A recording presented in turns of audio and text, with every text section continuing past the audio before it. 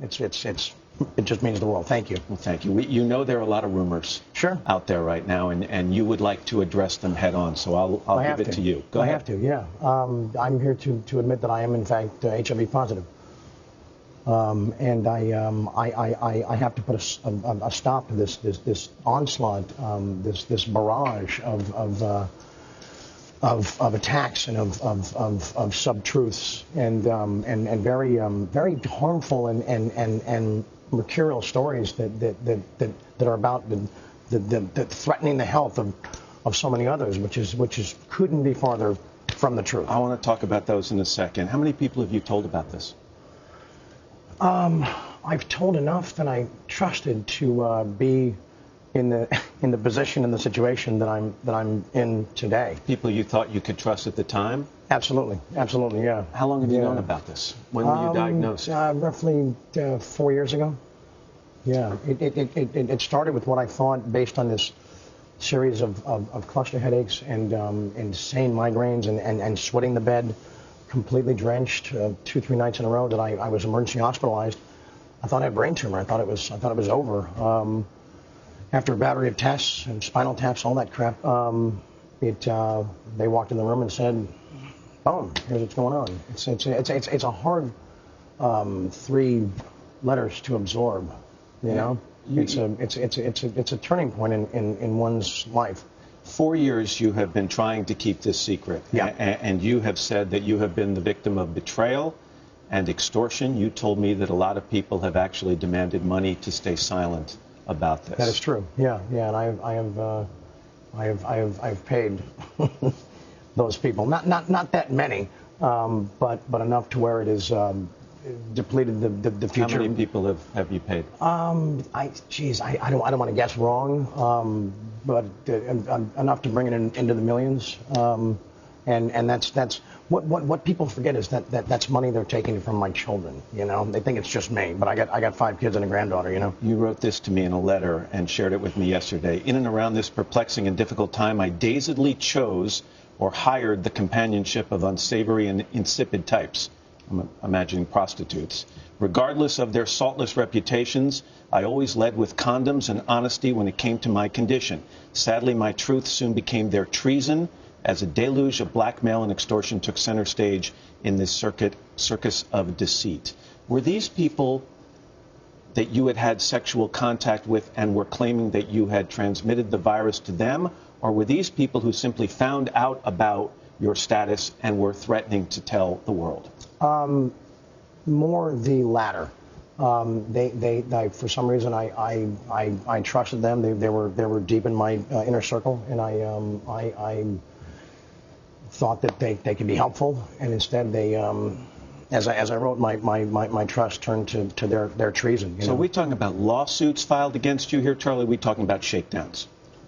We're talking about shakedowns. Yeah.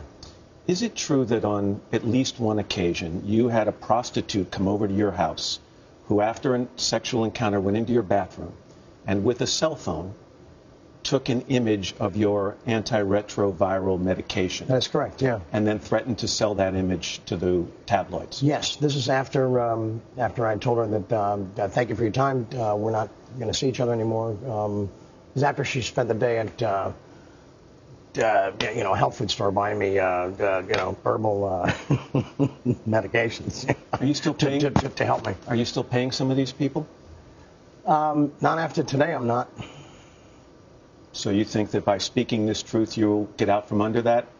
That's my goal, and it's not. I mean, that's not my only goal. We'll talk more about that later. But no, I think I released myself from this prison today. And it's interesting because these people kept coming over to your house. They kept gaining information that they then used, in your words, to extort you, and yet you continued the behavior.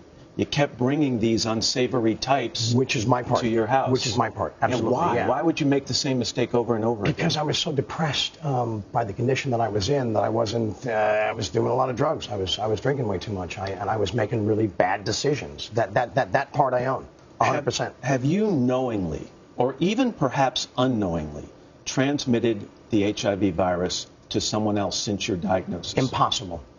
Impossible. We're going to talk to your doctor with you in a second I look about forward to that. it. Good. Have you had unprotected sex on any occasion since your diagnosis?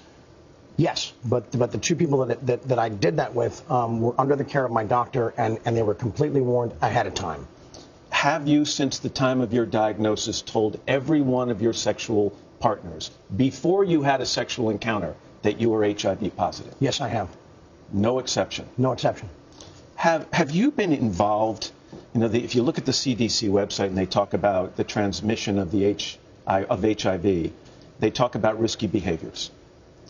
Would it be fair to say that you have been involved in all of those risky behaviors? Negative. No, you're talking about needles and that whole mess? No, definitely not. Do you know how you contracted the virus?